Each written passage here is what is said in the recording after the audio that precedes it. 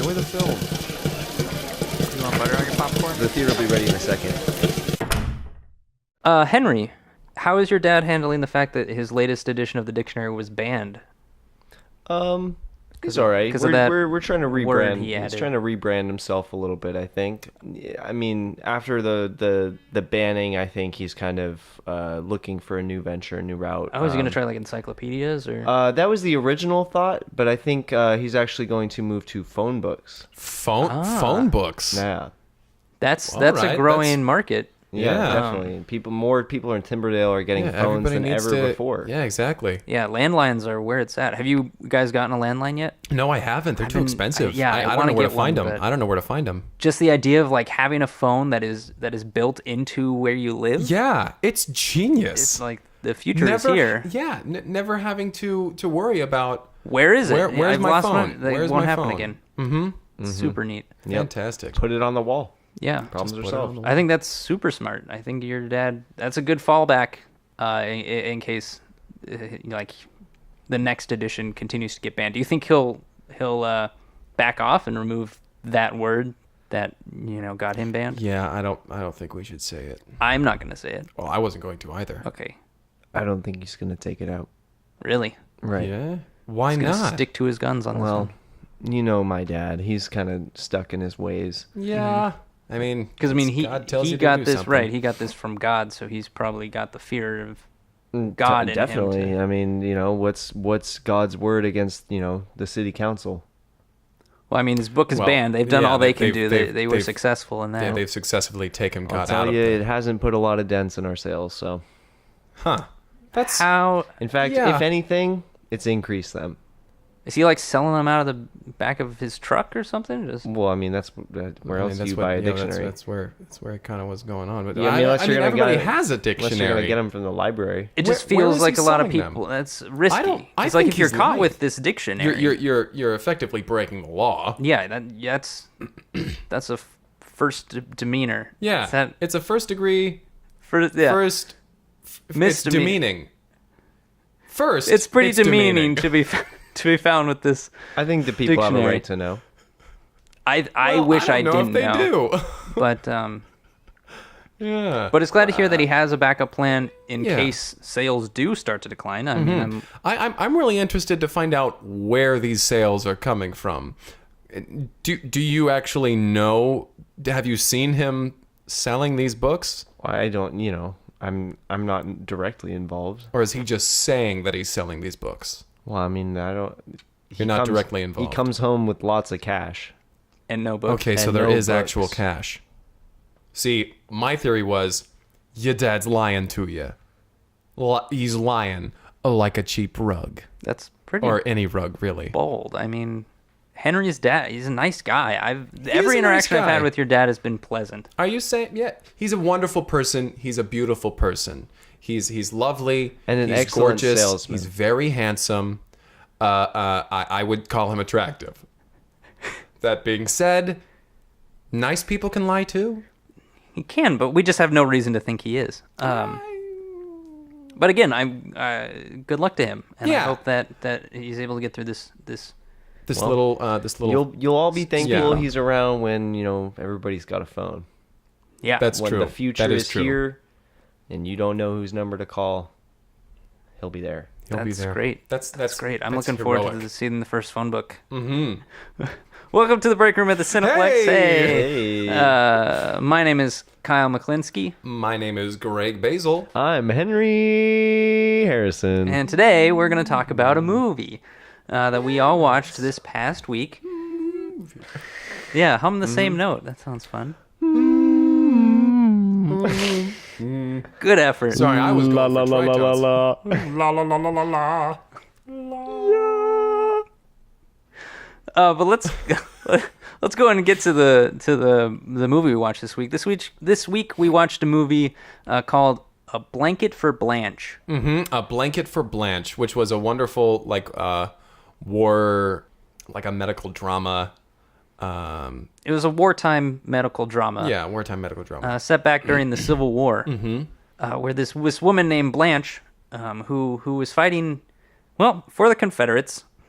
Yeah, well, I mean, she was a physician for the Confederates. Right. Yeah. She is our protagonist. Yes. So we're technically this was supposed made to a be while ago. rooting for her. We'll get into that sort of morally moral quandary. Yeah. As we go, but let's kick it off by let's talk about a blanket, for Blanche. A blanket Yeah. for Blanche. A So blanket for Blanche. yeah, the way the movie starts, it starts in the rolling hills of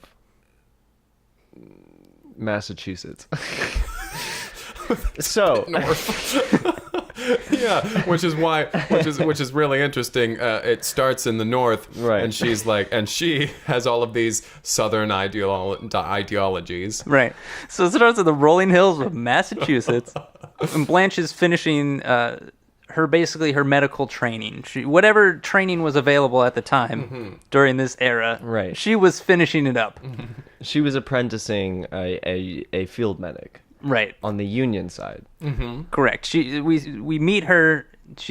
They've set up this little tent in the hills of Massachusetts, and she's sawing the leg off of a dead horse because it's showing like this is how you would saw a human leg off. She's got a doctor above her and being like, okay, now you see how all that blood's coming out so quickly. You cut a bit too high up, so next time try on the next leg. So he takes the saw from her and then immediately And he's starts like this, sawing off somebody like else's leg who I'm not Was sure if nearby. they needed the amputation or Yeah, not. but he looked like he was just having. he was very drunk, so he was obviously ready for the procedure. There you go. Yeah. So yeah. Because she was after using the reading it- practice horse and she wasn't ready to use real person yet. Yeah. But they had a real person in case she. in case she could, she in case she proved was really good at it. herself. Yeah. So she learns all that stuff, and the doctor's like, "Well, hey, good news. We've done all the training we can do right now. We're needed at the front." And so they go off to the front, and there's this big, huge battle that's going on. I don't know what battle it was. I don't know. Because They didn't quite frankly, really there were a lot of specify. battles. It's a Civil War battle. Yeah, it's one of those Civil War battles, and they're fighting the Confederates and a Confederate, like, he falls to the ground. He's been shot, and Blanche is like, I need to help this person because I'm a doctor. And so she runs over and she starts helping the guy, and he's like, why are you helping me, you Yankee? And she's like, I'm not a Yankee, I'm a doctor. Right. And the Confederates like, well, hey, we don't have a doctor. Kind of like pitching that they need help.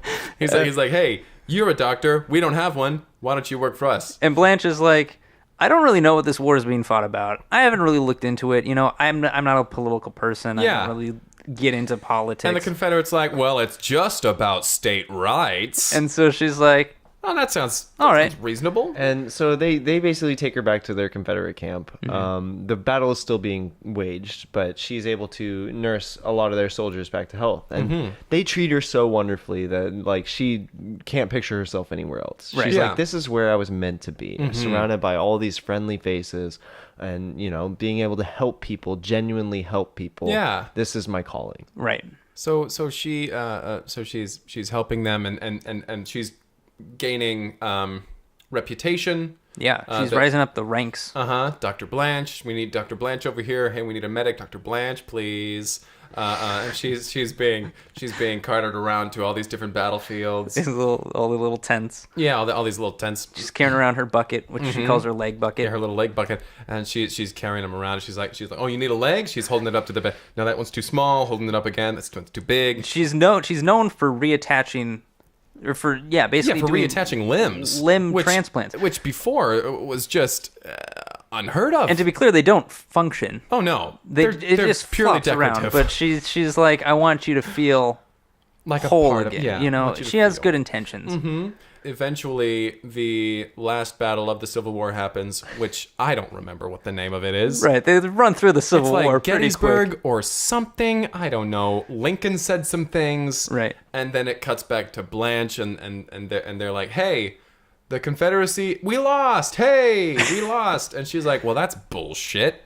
And she kind of goes on her own little vigilante type thing. While all the other soldiers, and I believe this is historically accurate, all the other Confederate soldiers, once they lost, they were like, well, we lost. Okay, Yeah. it's time to give it up. Wah, wah. Yeah. Oh darn. I guess we'll just move on. But Blanche, She dons her Confederate soldier uniform, and yeah, I guess I would call it vigilante. I don't. I mean, it's not justice. It's just certainly not. Well, she in her mind, she was like, I think states deserve the right to say what they want for their states. Again, I don't think she knows the really big picture. Didn't investigate she doesn't know further. the big picture. Like she's saying about Lincoln's little thing, how everybody deserves to be like the Emancipation Proclamation. She's like, I don't know what this legal mumbo jumbo is, and so she's going around and she's off by herself because everybody has left her. They're like, this is a dumb idea. She doesn't know we what she's lost. doing. It's time to That's just it. move on. Let's go home.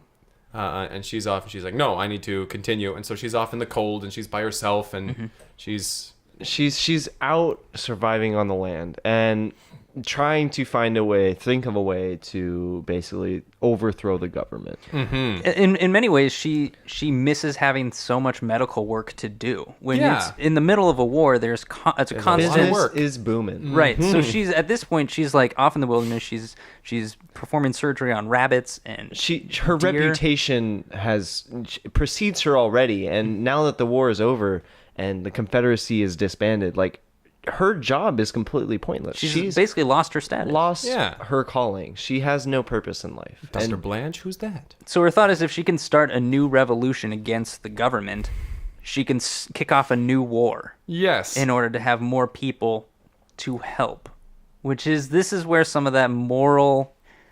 I get she wants to help people, but she's trying to start a war. Yeah. In order to help them, I need to shake things up. them. I need them to hurt each other. Yeah. So she basically just starts making fun of Union soldiers. Yeah. Just calling them really, nasty names and, trying to goad them on to shooting somebody. So what are you going to do? You going to What are start you a gonna war? do? You want to start a war? What? No. I dare you. Start a war. No, I'm not going to start a war. That's right. You don't have the balls to start a war. What the? I'm almost start a war. And she starts lighting tents on fire and sending horses away and just leaving notes that said, I hope you like the warmth of your tent on fire, signed some Confederates. Right. And P.S. P.S. What are you going to do? Start a war? And so in this way, she kind of, starts not really a war, but squabbles between, troops. Yeah, small scale, little skirmishes. Yeah. Right. But like her medical knowledge has always been the extreme of civil warfare, like legs being blown off and bullets and stuff. She so was when these people apprenticing during the Civil War. This is all she knows.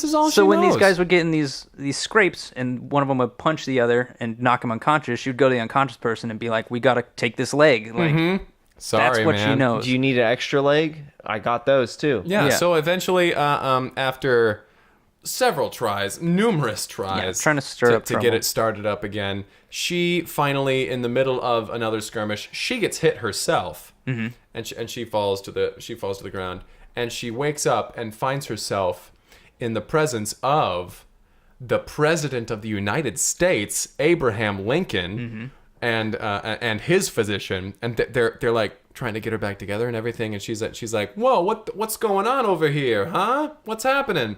And the president said, "You're Dr. Blanche. You may have been aiding the Confederacy, but you're one of the best doctors we've ever had. You're infamous for we would think we'd killed all these Confederates and then they'd just come back with new limbs, with like 3 legs, and we'd be like, "What the hell? What's going What the hell on?" is this? So Abraham Lincoln explains to her what the Civil War was about. Yeah, because she was saying, She's like, you want to take away state rights. You want to take away the freedom of And the he's people. like, nah, man. Not this is really. about slavery. Like, this is bigger than just like states. And she doesn't even know what slavery like, what- really is. what She's is like, what are that? you talking about? Like, Yeah, that's once he's like, nonsensical. this is what slavery is. She's like, I don't understand that at all. I don't get that. Like, yeah, they're trying to own black people. And I think what this movie was trying to do is like, I don't know, show that there are good people on both sides of any conflict, and maybe Yeah, like which is- dissemination of information is like the best Yeah. possible outcome. But they did it in a really did it a really roundabout weird way, way. and just Yeah, like, very odd. I don't know. Yeah. Anyway, she understands what the Civil War is. And Finally. Abraham Lincoln takes her under his wing. Mm-hmm. And his personal physician, Clara. So her and the other physician get talking, and they have a lot of similar experiences. Mm-hmm. But Clara understands the Civil War a lot better. She understands politics a lot better. Oh, And yeah. she's kind of able to enlighten Blanche, Dr. Blanche, into, like how the world works. Yeah, Lincoln makes Blanche his personal physician, basically, because Yeah, Clara his- at this his- point his is grown older, and she's ready She's to burnt retire. out. Yeah, she can't go on. And so then we come to the night where Lincoln is in the theater. And Blanche is there. She's not in the booth with him, but she's nearby. He always has his physician nearby. And Dr. Blanche steps outside for a second to get some air. Yeah, to light up a cigarette and everything. She's like, ugh, I can't stand the theater. And she's Like, like, ugh. Then she hears the bam, and then the whatever he yells, death to tyrants or whatever, but in Latin. And she's like, ugh, these theatrics. Sic semper ugh. tyrannus. Right. Something like that. Yeah. And I don't know if you know this, but John Wilkes Booth, he leapt off the balcony after shooting Abraham Lincoln, and he actually broke his leg when he landed. Yeah. So he comes crawling out of the theater, trying And to get away Blanche- from the crowd. And Blanche is like, this guy, Dude, this guy, I can help you. his leg. You poor man. So she immediately cuts his leg off. Yeah. And he's like, we need to get out of here. So she's like, well, hey, I got a horse right over here. Let's Right. go.